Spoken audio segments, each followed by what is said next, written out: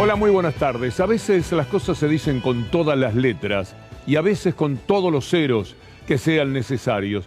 Vamos a romper los ojos para entender algo que es muy importante, que es la bomba puesta por los Estados Unidos aquí. Es la invasión de Estados Unidos sobre la economía de la Argentina. 44.000 millones de dólares, con todos los ceros. Fuga y misterio, además.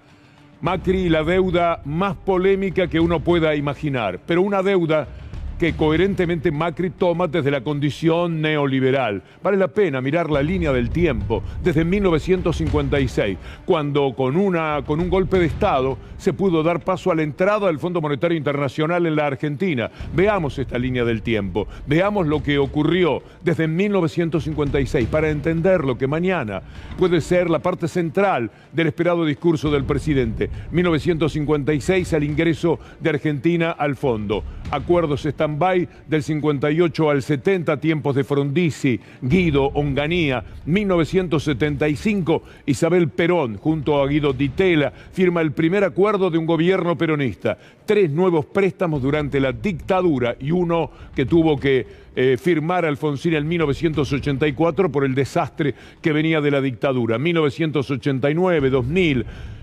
los préstamos tomados por Menem y por Machinea, y en el 2006 Néstor Kirchner cancelando la deuda de 10.000 millones y rompiendo con el organismo. Y en 2018 Macri volviendo a las andadas neoliberales para tomar una deuda de 44.000 millones de dólares. Lo que se da siempre es el desconocimiento que el pueblo tiene de por qué se puede llegar a esta cifra, por qué los neoliberales lo hacen, por qué siempre piden dinero para que lo paguen los gobiernos que se pretenden, por lo menos, populares e inclusivos. Lo que sucedió con el préstamo es que nadie sabe, o pocos, que lo tomó Macri. Hoy mismo estaba Lautaro Maslin preguntando en calles de Buenos Aires, ¿usted sabe quién tomó la deuda? No, no lo sabían. Tomó la deuda Mauricio Macri, pero solamente lo saben 4 de cada 10 argentinos. Esa es la realidad y por lo cual pueden volver a las andadas en cualquier momento. Solamente 4 de cada 10 argentinos lo saben. Para un país que ellos mismos, a través de Duhovne, dijeron, en pocas palabras, lo vamos a presentar, que estaba desendeudado.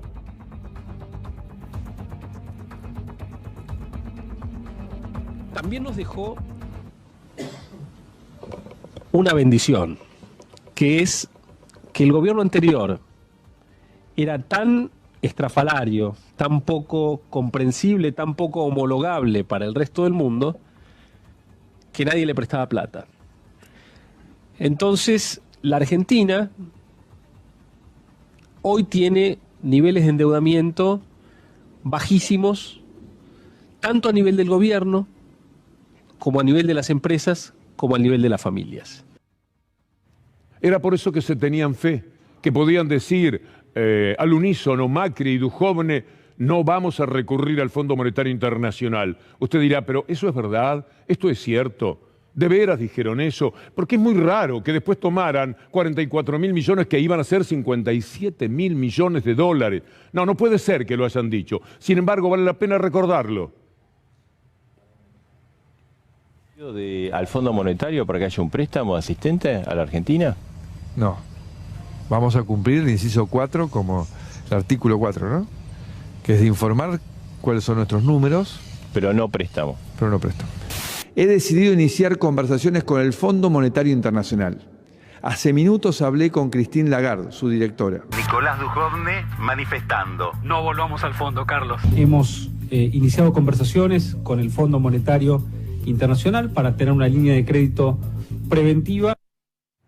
De esto tiene que hablar mañana, como señalaba hace un ratito nada más Luli Trujillo, el presidente de la República. Todos estamos esperando que pueda mencionar el acuerdo, que esté hecho o que sea inminente, para efectivamente conocerlo y poder tomar dimensión de cuánto la Argentina tiene que resignar frente a eso que es una invasión de los Estados Unidos. Una invasión que va a durar muchos años con todo el FMI y por supuesto los funcionarios norteamericanos cogobernando la Argentina. Eso sí que es invadir un país. Todos los días, persistentemente, determinando cómo es nuestra vida, cuánto vamos a ser de pobres, quiénes van a morir de hambre, quiénes van a morir de tristeza en un país. Esa es también una verdadera invasión, de la que naturalmente no se habla porque ahora todo el mundo, o mucha gente, por lo menos, una parte extraña del pueblo, es hincha de los Estados Unidos en toda esta farsa internacional que se ha creado a partir de la guerra de Rusia y Ucrania, a la que naturalmente vamos a hacer referencia dentro de algunos minutos. El préstamo fue político, ellos mismos lo han dicho, lo han reconocido, palabras de Macri. Fondo, en tan poco tiempo, puso tanto dinero. Cuando uno ve la torta del fondo de préstamos, la Argentina tiene hoy la mayor parte de la cartera. Eso ha sido algo inédito, producto de un apoyo político, que por eso yo le explicaba a la gente, pero ¿por qué los mercados nos castigaron tanto? Porque el mercado es algo distinto.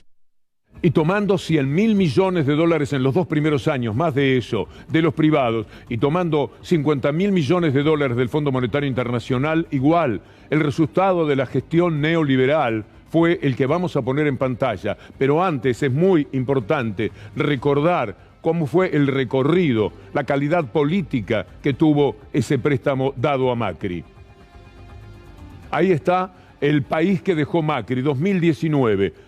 El PBI menos 200.000 millones, la actividad económica bajó 4,5, el dólar de 10 a 63, la inflación 55%, el desempleo 10,6 y la pobreza 11%, pasando 11% más, pasando de 30 del 2015 al 41% con los números propios. Ahora veamos estos números que tienen que ver con la deuda, lo que fue antes y lo que fue ahora, porque mañana cuando usted escucha al presidente de la República, si no tiene este contexto, es muy difícil que pueda hacerse cargo de lo que allí se diga, de esa enorme expectativa que tenemos para sus palabras del día de mañana. Vamos a poner las placas, 57.000 millones de dólares fue el pedido, 44.000 millones finalmente se desembolsaron de ese préstamo. Y vamos a ver ahora cuáles son las diferencias con lo que ahora se va a hacer. La reducción del déficit era del 1,3% del Producto Bruto, pago a acreedores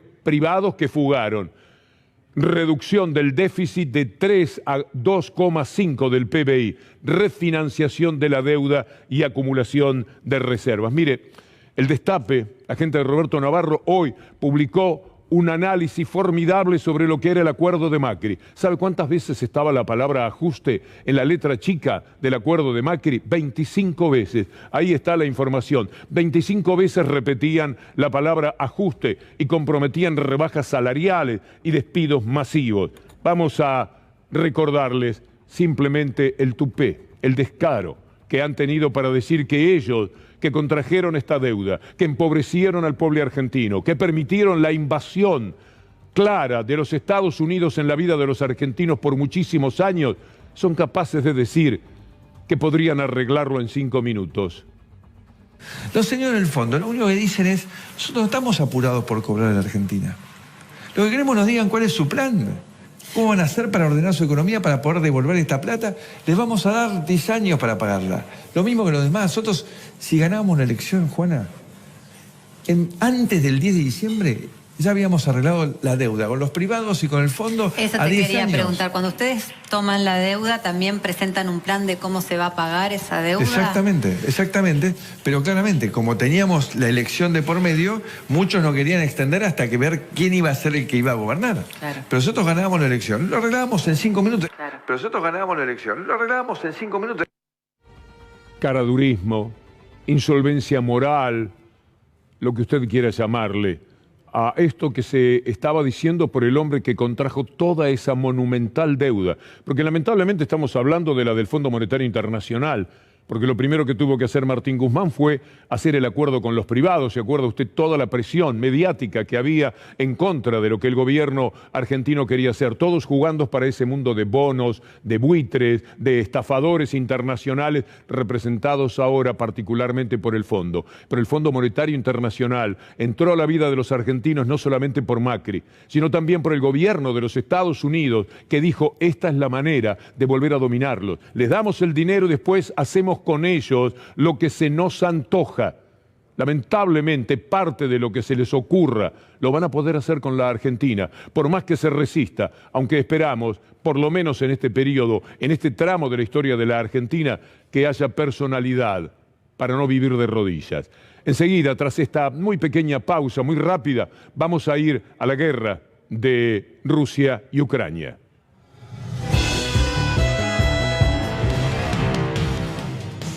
Rusia-Ucrania. Además del dolor que provocan las muertes, la continuidad de la guerra, el terror de cada bomba que pueda caer, así sea en la periferia de la ciudad de Kiev, con todo eso, además tenemos que sumar una farsa internacional como quizás no se ha conocido nunca en la historia, extraordinariamente urdida y exitosa, cabe reconocerles. Cuando hoy observaba a la FIFA, al Comité Olímpico Internacional, a las federaciones de básquetbol, a la gente del tenis, decir no van más los rusos, no podía menos que preguntarme, como seguramente muchos de ustedes lo hicieron, ¿y cuándo tomaron este tipo de medidas durante las guerras? ¿No se dieron cuenta que estaban matando 1 millón de iraquíes en una de las guerras llevadas a cabo por los Estados Unidos? ¿No se acuerdan de cuántos mataron en el 2001? ¿Cuándo tomaron ese tipo de medidas? Por eso es que son unos farsantes. Hay que tener en cuenta qué es lo que ha ocurrido, mostrarlo en toda su dimensión, para después, naturalmente, desde el dolor, decir que la guerra, por supuesto que nos duele profundamente, en lo más profundo de nuestro corazón, como cualquier persona sensible. Pero miren ustedes lo que ha sido la verdadera primera invasión. Ahora hablamos de la invasión a Ucrania, pero la de la OTAN respecto a Rusia tiene esta historia que vamos a recorrer en este mapa, que es muy ilustrativo. Usted aquí tiene una especie de lección histórica. Esos son los primeros países, más Estados Unidos y Canadá, de la OTAN. Ahí los tiene en azul. Se van a ir agregando a Francia, Bélgica, Países Bajos, Luxemburgo y Reino Unido. En 1949, otro tratado, Dinamarca, Islandia, Italia, Noruega y Portugal. Y van a seguir avanzando y el mapa va a ir tomando un color completamente distinto. Bienvenidos Grecia y Turquía en 1952. ¿Y para qué decirles lo importante que fue sumar a Alemania Occidental en 1955? Venga España, 1982, y el mapa sigue avanzando ahora hacia el lado que siempre pensaron, Hungría, Polonia, República Checa, en 1999. ¿Hay más? Sí, hay muchos más. El color avanza hasta rodear a Rusia, Eslovaquia, Bulgaria, Eslovenia, Estonia, Letonia, Lituania, Rumania. Y ahora serían, ahí está Croacia en 2009, Montenegro 2017, Macedonia del Norte en el 2020. Esta es la primera realidad.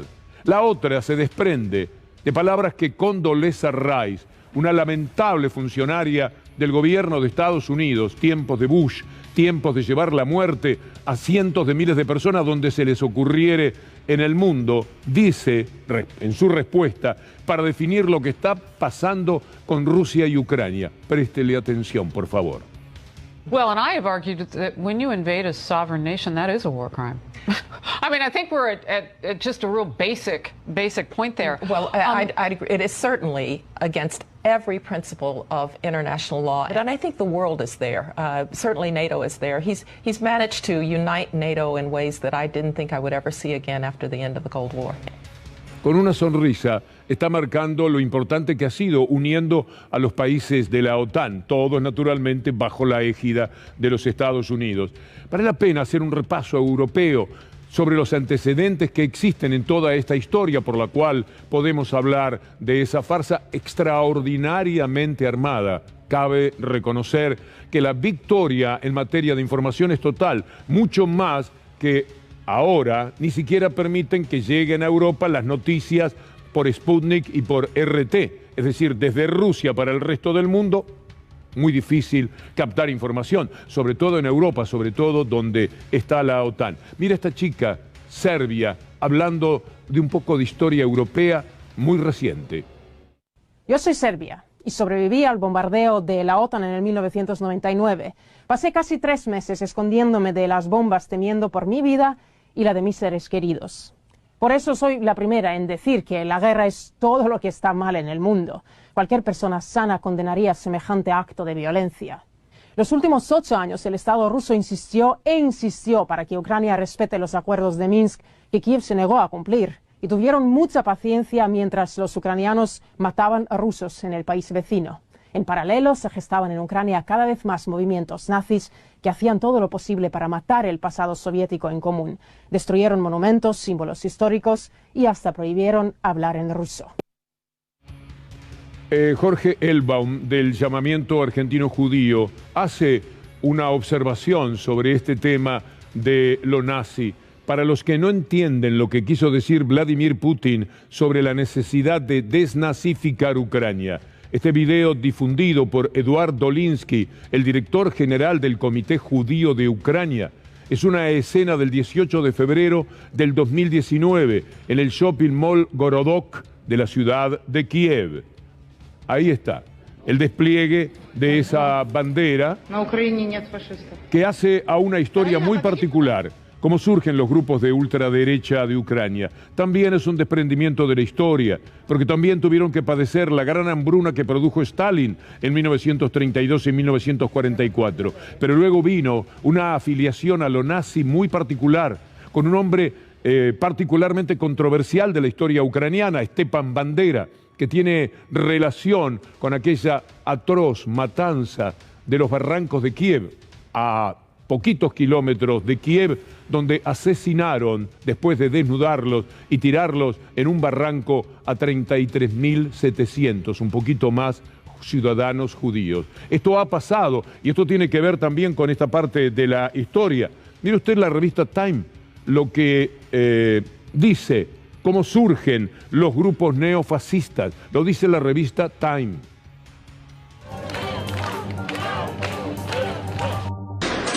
The group emerged from the revolution that swept across Ukraine in 2014, and it has gotten a lot stronger amid the ongoing war with pro-Russian forces in eastern Ukraine. The fighting in that region has become kind of ideal breeding ground for militias like Azov. At their public events, one thing that surprised me was how many Ukrainians tend to see Azov not as militants or extremists, but as war heroes. In Kiev, the capital, I watched an Independence Day parade where veterans of the Azov battalion marched alongside other volunteer militias, surrounded by cheering crowds, who thanked them for defending Ukraine against Russia. But even at the march, there were signs of the far-right ideology that's so common inside Azov. The symbols on their flags have been especially controversial. Azov says it combines the letters I and N for idea of nation, but extremism experts see it as an emblem of Nazism. And it's not just about their symbols. When it was founded in 2014, Azov drew many of its commanders and recruits from Ukraine's most notorious far-right groups, including outright neo-Nazis. Lo que sucede es que hay un particular desconocimiento, una gran ignorancia sobre lo que es el avance del racismo, a lo que no ha podido escapar Ucrania como el resto de Europa. Mire usted este informe de Al Jazeera. Vea usted a negros que no pueden subir a los trenes porque no se lo permiten. Entre la gente que quiere huir de Kiev y de otras ciudades de Ucrania, esos no pueden subir. Veámoslo. African and Indian students stuck in Ukraine are accusing officials of discriminating against them and pushing them back from getting to the border. Videos have been posted on social media said to show black people being prevented from boarding a train and left stranded at a railway station in Lviv as Ukrainians were allowed on. Others said they were turned back from the border and were even being shot at.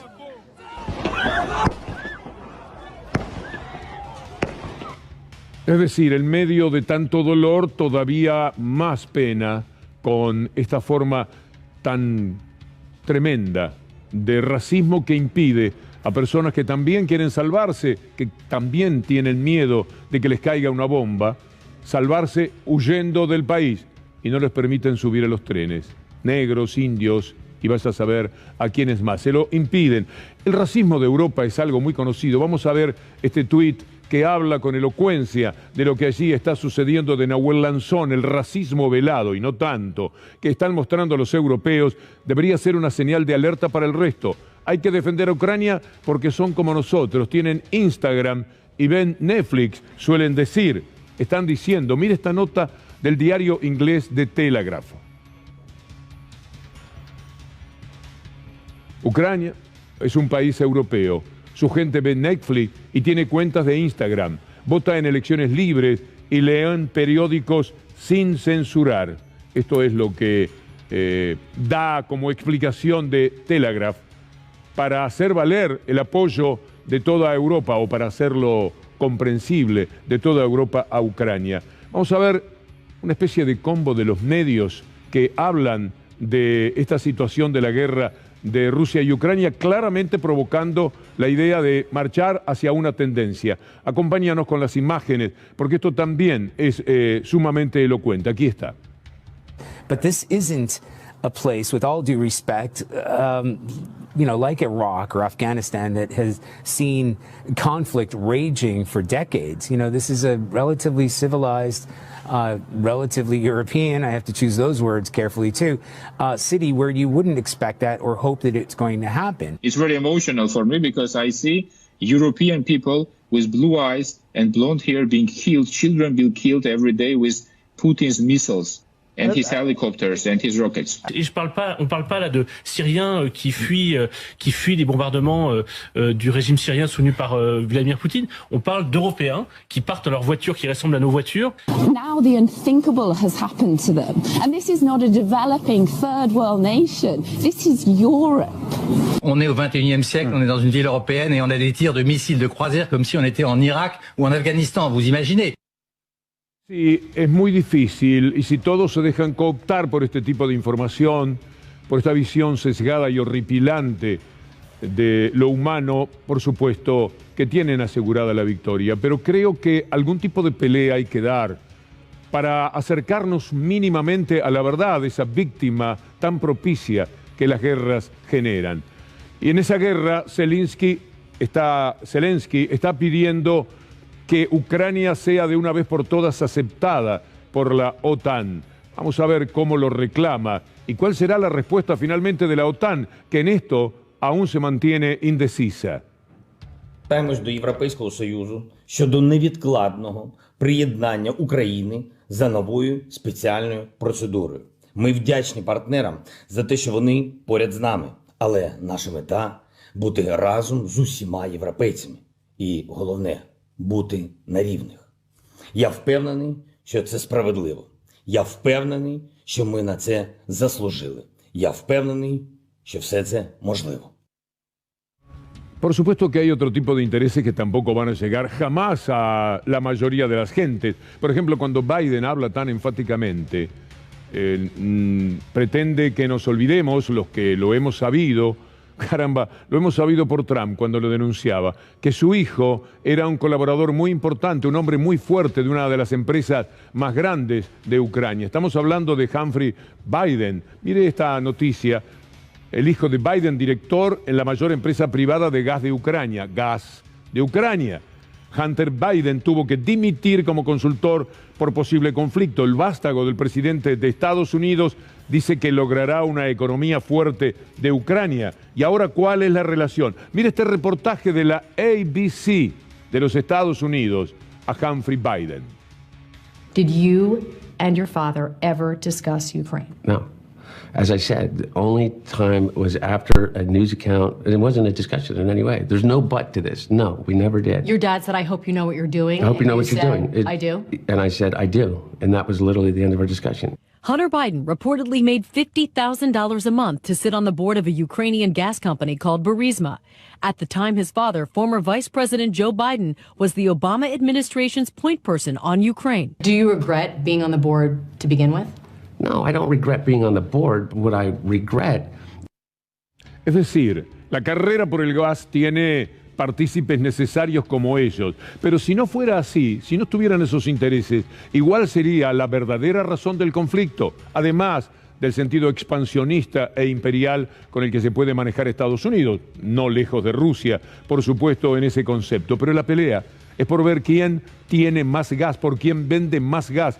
Y los dos países grandes en materia de gas son justamente Estados Unidos y Rusia. Lo invito a verlo porque cuando usted entiende esto, ahí está, la pelea de Estados Unidos y Rusia.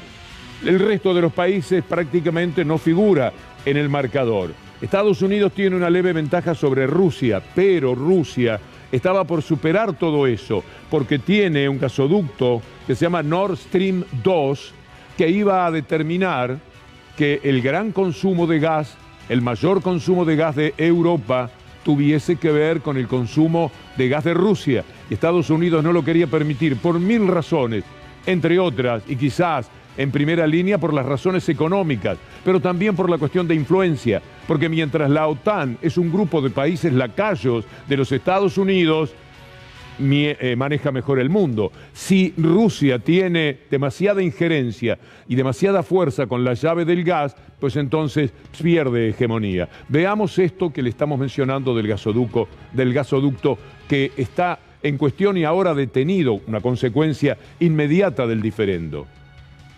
El proyecto Nord Stream 2, nombre con el que se conoce el gasoducto de 1.230 kilómetros que conectará con gas natural a Rusia con Alemania y Europa Central y del Este, y aún inconcluso pero casi terminado, está en pleno apogeo. Rusia y Alemania quieren completar este gasoducto de 12.000 millones de dólares lo antes posible. Pero hablemos de la desinformación, fake news y desinformación en esta batalla de Rusia y Ucrania. López Obrador, el presidente de México, pidiendo que sean un poco más serios, que por favor no mientan tanto. Aquí está. Hay mentiras en el manejo de la información sobre la intervención de Rusia a Ucrania. Esto es lo que dice el presidente mexicano, que sabe perfectamente de lo que está hablando. Ahora veamos estos tuits que nos permiten acercarnos también a la verdad. Una de las mujeres más poderosas de Europa, Ursula von der Leyen. Primero, estamos cerrando el espacio aéreo de la Unión Europea para aviones de propiedad rusa registrados en Rusia o controlados por Rusia. No podrán aterrizar, despegar o sobrevolar el territorio de la Unión Europea, incluidos los jets privados de los oligarcas. Ahora veamos lo que dice en cuanto a los medios. En segundo lugar, prohibiremos la maquinaria mediática del Kremlin en la Unión Europea. Russia Today y Sputnik y sus filiales ya no podrán difundir sus mentiras para justificar la guerra de Putin, pues ahora vamos a hablar de las mentiras que entonces nos obligan a consumir. Vamos a ver esta información. Esto es tremendo. ¿Cuántos días vio usted el tanque ruso que se llevaba por delante un auto en la ciudad de Kiev y lo aplastaba? ¿Cuántas veces lo vio? ¿10, 20, 30? Depende de los canales. Bueno, mire cuál es la realidad. Aquí la información. La guerra Rusia-Ucrania. Un tanque ruso aplasta el auto de un civil en Kiev, dice la mafia de Clarín, que por supuesto es la gran jugadora latinoamericana. Las impactantes imágenes fueron grabadas por los ciudadanos. El conductor milagrosamente sobrevivió al impacto y está hospitalizado. Ahora conozcamos la verdad.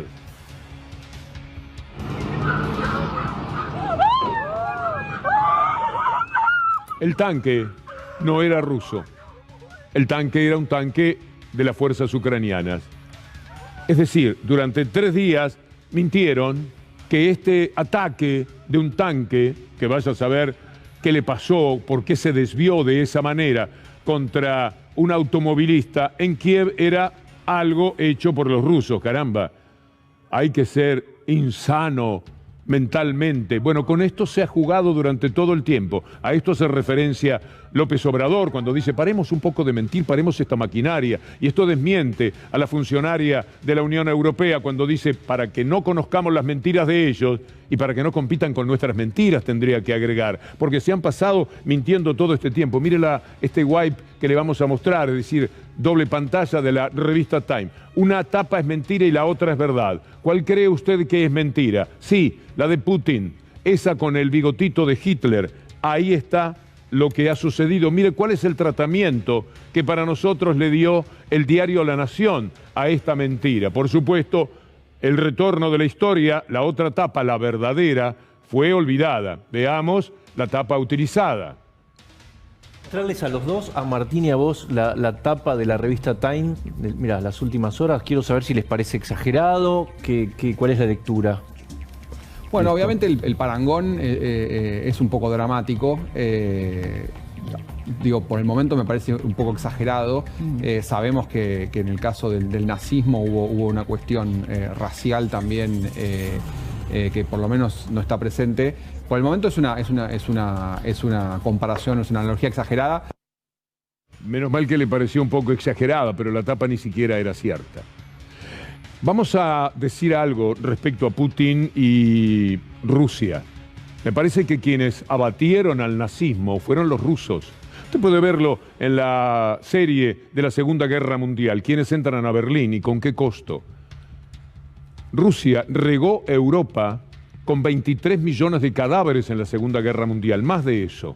23 millones de cadáveres. Para ir por Hitler, para llegar a Berlín, murieron cientos de miles de rusos. 23 millones de rusos, 116.000 norteamericanos, soldados norteamericanos, murieron en esa guerra. Se puede decir que hay un sentimiento nazi en quienes combatieron y consiguieron llevarse por delante. Miren los muertos, entre civiles, desaparecidos y militares. Estados Unidos, 300.000 y 140.000. Esto lo puede buscar usted mismo.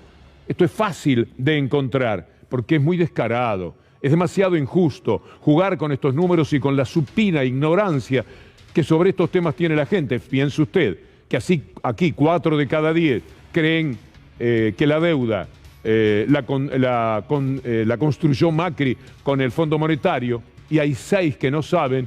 Imagine lo que sabemos de Rusia, de Ucrania, de la OTAN, de Estados Unidos. Estados Unidos. ¿Se acuerda cuando, si es de mi generación, cuando las ojivas nucleares de Khrushchev estaban en Cuba y Kennedy casi desata la guerra mundial porque no podía ser? Imagine que en México se pongan ojivas nucleares apuntando a los Estados Unidos. ¿Qué es lo que quieren hacer con Ucrania?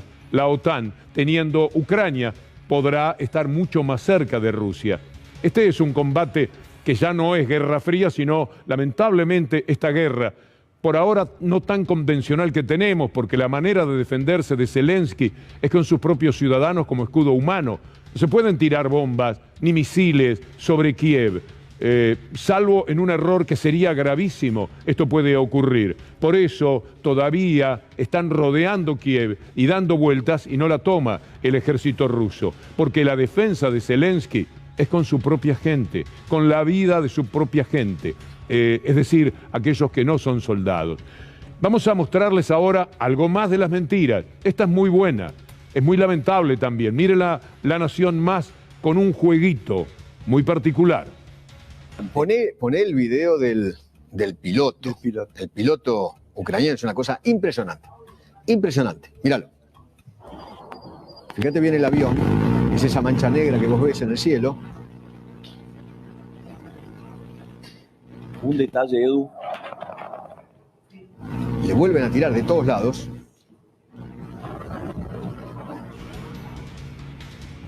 Sí. La imagen es potentísima, vende muy bien, inspira mucho temor, para que usted tenga el temor que deben sentir los ucranianos en este momento. Este es el videojuego que utilizaron. Es un videojuego. Les vino bien para sembrar un poco más de miedo y eso fue lo que pusieron al aire. El tanque, aquella despedida del soldado y la hija, estas imágenes recurriendo a un videojuego. Esto ya ni siquiera es mentir sobre los hechos, sino que es fabricar la mentira, libretarla, generarla, empujarla, usarla de la manera más despiadada con la sensibilidad de la gente que está mirando esto y no sabe que es un juego que se llama Arma 3, algo por el estilo. Y también están pasando cosas muy graves, como a nuestro colega Teruggi. Vamos a ver este tuit. Esto es impactante también. Marco Teruggi, destacadísimo hombre del periodismo internacional insólito. Twitter acaba de colocar que su medio es un medio afiliado al gobierno de Rusia. En mi perfil es mi cuenta personal y trabajo para diferentes medios.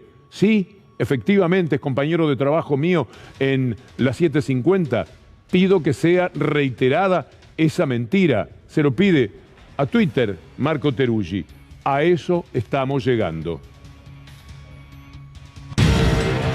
¿Y cómo se posiciona la región? Y con algunos lamentables episodios en el comportamiento. Está bien. Finalmente uno tiene que ser comprensivo. Es muy difícil no dejarse arrastrar por esto que, por ejemplo, se lleva puesto un periodista, acusándolo de ser periodista afiliado a Rusia, porque seguramente no está contando lo que ellos quieren que cuenten. El que no se comporta de esta manera, el que no es un cómplice, bueno, que tenga miedo. Y por lo tanto, si no le da al Piné para ser cómplice, que por lo menos no se meta y se calle la boca y hable de otra cosa. Así están arrinconando al mundo periodístico para que no pueda opinar absolutamente de nada. En medio de esto, los desencuentros extraños que se producen en nuestra América Latina. ¿Qué puede esperar usted de Bolsonaro y qué puede esperar usted de Boric? El mundo está al revés, mire esto. Nós não vamos tomar partido, nós vamos continuar pela neutralidade e ajudar no que for possível, busca a solução. Espero que isso se resolva nos próximos días. Bueno, esto es lo que dice Bolsonaro. Y Boric, como futuro presidente de Chile, recomiendo encarecidamente se tomen 9 minutos para ver este discurso del presidente de Ucrania al pueblo de Rusia. Desde América del Sur vaya nuestro abrazo y solidaridad al pueblo ucraniano ante la inaceptable guerra de agresión de Putin. Yo pensé, esta manera de poner por primera vez, y muy temprano, lamentablemente, la rodilla en tierra del presidente chileno. Esta manera de... ¿Qué merece?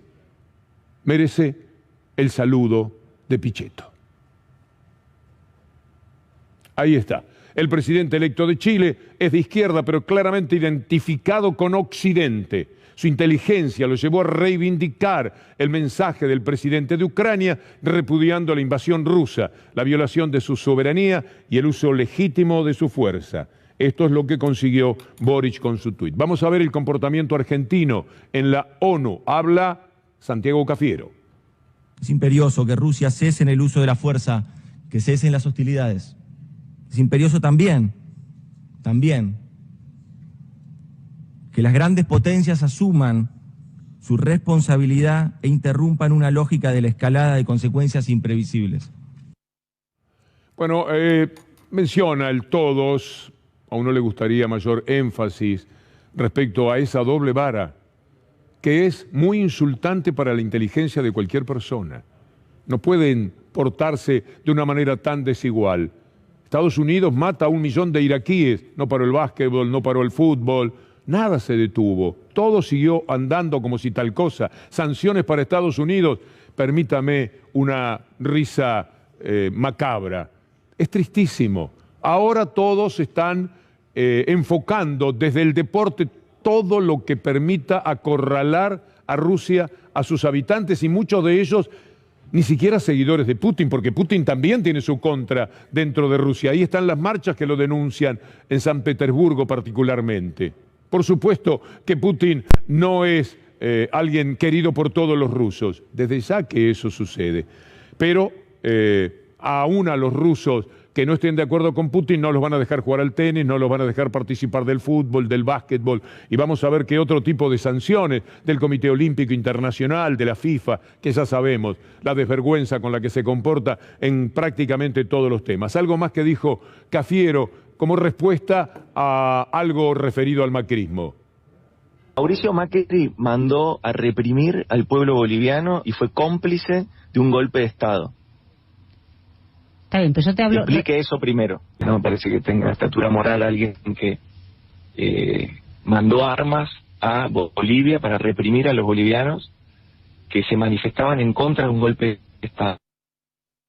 Hay un atractivo extra, un componente especial para los medios argentinos en el tema Rusia.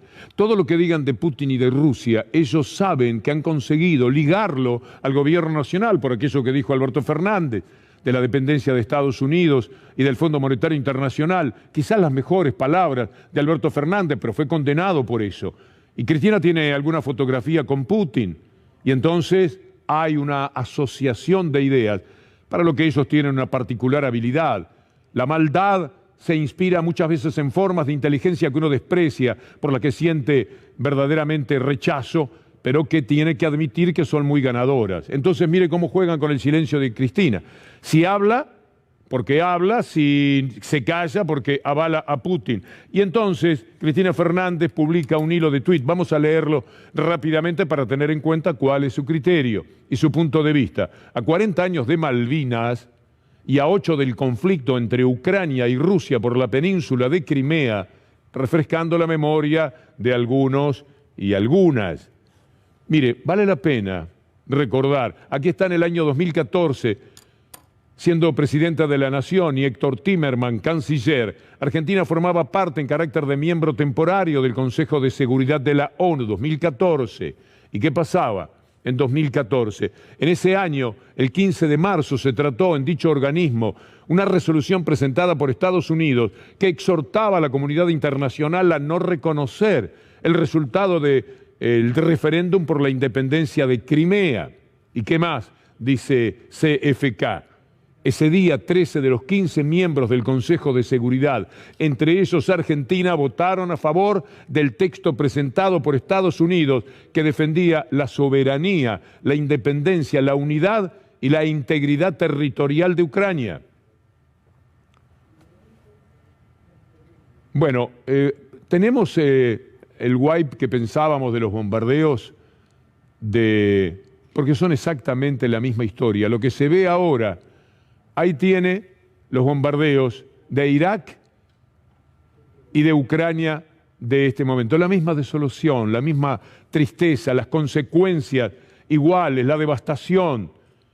Pero en un caso no se decía nada y estaban matando 1 millón porque le tiraban de verdad a la ciudad, le tiraban a los habitantes, porque si no, la guerra no termina nunca, si estamos respetando a los civiles, se dijo Estados Unidos. Así que me van a perdonar, y 700.000 dejaron su vida, niños como los que muestra La Nación hoy, La Nación Más, mujeres como las que muestran permanentemente para tocarnos el corazón. Es la guerra y por supuesto que lamentable y tristísimamente ese es el resultado. Pero aquí moría 1.700.000 eran civiles. Es muy triste que tengamos que mencionarlo. Mire este destacado, esta noticia que tiene que ver con las invasiones a Irak, Afganistán, las culpas que no tiene Estados Unidos, arriba a la izquierda. La guerra, el Pentágono advierte progresos sustanciales, vamos ganando, vamos bien. Irak muestra en televisión a prisioneros de guerra estadounidenses, qué malos, se defendían mostrando prisioneros de guerra. Comenzó la guerra, las primeras repercusiones entre el apoyo y las amenazas, por supuesto las amenazas que venían de quienes no tenían ni cuchillos de madera y les habían inventado que tenían armas de destrucción masiva. Bueno, aquí hay una verdad por fin que se está diciendo. Veamos esta noticia que habla de la pelea de Rusia ya no es con Ucrania, sino contra todo el mundo. Y en efecto, esto sí es quizás la única verdad que se ha podido recoger de esta jornada. Lo tenemos, ahí está, la guerra de Vladimir Putin, más que Rusia, usa Clarín Putin, porque Putin lo ponen cerca de Cristina Fernández, lo ponen en la reunión con Alberto Fernández en la mentalidad de la gente. Esto es mafia, saben jugar, no se andan con chiquitas. Y entonces la guerra de Vladimir Putin, personal, él por su cuenta, no es contra Ucrania, es contra todo el mundo. No es Vladimir Putin en todo caso contra Zelensky, no es Rusia contra Ucrania, es Putin contra Ucrania. ¿Y qué va a pasar con nosotros? ¿Cuál es la gravitación? Le pedimos a la doctora Julia Estrada del CEPA, como siempre, algún dato de lo que económicamente usted se preguntará, bueno, ¿cómo repercute la guerra con nosotros? Vamos a ver estas placas. Hay un desplome de las bolsas mundiales y un refugio en el dólar. Es un escenario complejo para bonos argentinos. Suba de petróleo y gas, mayor necesidad de dólares para importar energía va a tener la Argentina. Menor producción de trigo y girasol en Europa del Este. Entonces ahí se sale ganando. Más exportaciones del agro, pero suba en el precio de los alimentos. Es decir, termina gravitando. Quiero hablar un instante con alguien que es una sabia en materia de política internacional, que tanto nos ha guiado y que han estado en Kiev y que han dado por todos lados porque escribió libros afines con esta problemática. Thelma Luzzani, me da mucho gusto saludarla. ¿Cómo está? Un abrazo. Hola, ¿qué tal, Víctor Hugo? Yo también, un abrazo para vos. Una idea de todo lo que está pasando allí, una idea por lo menos. Bueno, es muy difícil en poco tiempo, pero pensamos que hoy hubo una reunión de negociación. Eso yo creo que es un buen paso. La pregunta que yo me hago frente a eso es, digamos, ¿qué capacidad tiene Zelensky, el presidente ucraniano, de tener cierta maniobrabilidad, cierta libertad? Es un hombre que yo creo que está muy condicionado por Estados Unidos y Europa. Vos sabés que es el país que tiene una enorme deuda con el FMI. Primero estamos nosotros, segundo Egipto y tercero está Ucrania. O sea que ya te digo con solo eso el grado de presiones que tiene. ¿Podrá realmente hacer un acuerdo negociador con Vladimir Putin? Vladimir Putin, vos decías, se pelea con el presidente Zelensky. En realidad yo creo que se pelea más con el tema de la OTAN. Hay una línea roja muy clara, que Ucrania no acepte ingresar a la OTAN, que Ucrania no acepte poner misiles en su propio territorio. Eso es indeclinable porque le va la vida a Rusia con eso. Tener los misiles norteamericanos en la puerta de su casa es directamente el suicidio para Rusia. Yo recordaba, Thelma, lo que sucedió con los misiles de Khrushchev en Cuba, que motivaron poco menos la llegada de la guerra mundial en ese caso. Sí, cuando te escuchaba hablar también pensaba, la OTAN en su primer momento era una fuerza defensiva porque se temía que podía venir el comunismo, pero cuando se desarmó el Pacto de Varsovia, que era la alianza militar justamente rival, y habían prometido desarmarse, no solo no se desarmaron, sino que se convirtieron en una fuerza ofensiva, más allá de lo que su carta original dice. Y uno de los primeros lugares, vos lo dijiste antes, fue Yugoslavia. Kosovo, por ejemplo, la separaron, le reconocieron la independencia cuando en realidad era parte también de Serbia, y hoy día te doy un chisme, Kosovo tiene la principal avenida, es la avenida George Bush, y hay estatuas de Clinton y de Bush que miden al menos 3 metros. Esto para ver un poco también, como vos decías, lo que desconocemos, la otra parte de la historia. Thelma, ¿y cómo se termina esto? Una forma es la que mencionó, también recurríamos a esa idea nosotros ayer, es decir, si la OTAN asegura que nunca va a ser Ucrania parte de la misma, pues entonces ya no hay conflicto, se termina la historia, tiene que prometerlo en un documento que sea creíble y fehaciente. Pero totalmente. Mientras tanto, esto no va a ocurrir, es evidente, y Rusia ataca, pero no puede ir de verdad a tirar bombas contra la ciudad de Kiev y matar a toda la gente que como escudo humano se ha quedado allí, aunque cientos de miles han tratado de escapar. ¿Cómo se cierra este episodio entonces? Sí, esta es de dificilísima y complejísima resolución, porque además, esto que vos decís, yo muchas veces me pregunto si el complejo militar industrial en realidad no le conviene realmente esta guerra que está sucediendo. Por un lado, para el desprestigio de Rusia, para el desprestigio de Vladimir Putin, pero por otro lado, por cuestiones meramente económicas y militares. El tema es la capacidad que tenga Rusia de llegar a presionar lo suficiente como para llegar a un acuerdo negociado. Bien. Y cómo también se resuelva con otros países, como el caso de China. Thelma, ¿ya vio la película 11M? No. Bueno, se la recomiendo enfáticamente. 11M sobre los atentados de Atocha. Es muy importante. Y al recomendársela a usted, cosa que me permito, también va para todo el público. Un abrazo y el respeto de siempre, Thelma. Bueno, muchísimas gracias, Víctor Hugo. Y a propósito de esa película, un poco del tráiler. La película tiene que ver con los atentados del 11 de marzo de 2014, 3 días antes de las elecciones.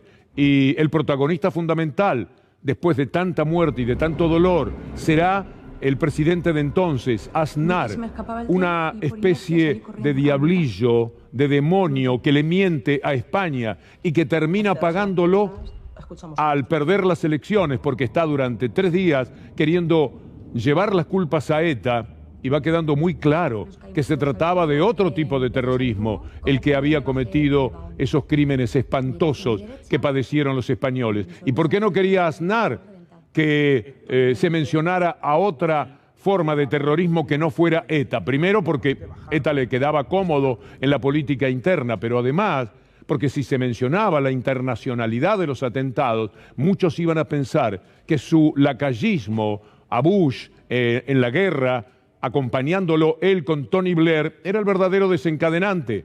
Ahí teníamos la guerra 2003, el atentado de Atocha 2004 y los atentados a Londres, Tony Blair en el 2005. Esta es la realidad. La película es muy ilustrativa, ¿sabe para qué? Para entender la mentira y para preguntarnos cómo personajes deleznables como Aznar pueden seguir siendo gravitantes en la vida política de un país al que le mintieron sobre 192 cadáveres, porque hace poco murió alguien más que estuvo en estado de coma durante todos estos años y finalmente al cabo de 10 murió y son 192 las víctimas fatales y 2.000 los heridos.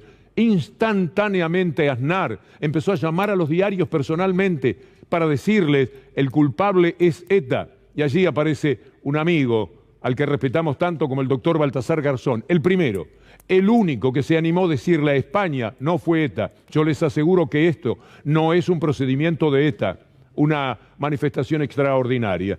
Escuchémoslo a Aznar mintiendo. No distingo entre terrorismos, que todos los terrorismos son iguales. Insoportable.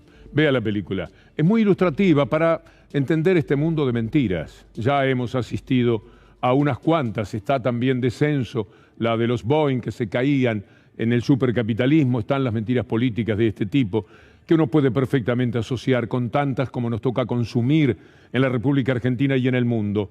Lo que duele como complemento del espantoso dolor que genera la guerra y la muerte es que se mienta, que se use políticamente de forma descarada. Los medios españoles, no sabe usted lo que va a ver en esa película 11M. Mire que no soy promotor de Netflix. Lo que quiero es que trabajemos de ciudadanos, que trabajemos enterándonos. Cuanto más sabemos, un poquito mejor podemos opinar de ciertas cosas. Porque lo importante, definitivamente, en la búsqueda de la verdad, no es quien llega primero a encontrarla, si es que alguien llega. Lo importante es no recorrer un camino de mentiras. Eso de los jueguitos inventados, eso del tanque de guerra, eso de la despedida familiar, toda esa mentira urdida, esa falacia constante que tenemos que consumir y esta colaboración de entidades como FIFA, el COI, etcétera, en una especie de farsa, colaborando todos con la mentira, sí que es una desgracia complementaria. Viene Gustavo Silvestre, nuestro buque insignia en la programación de C5N y nosotros, con mucho gusto, mañana en nuestra hora. Volvimos a lo que tenía que ser, nuestra hora a las 7 de la tarde. Muchas gracias y hasta mañana si Dios quiere.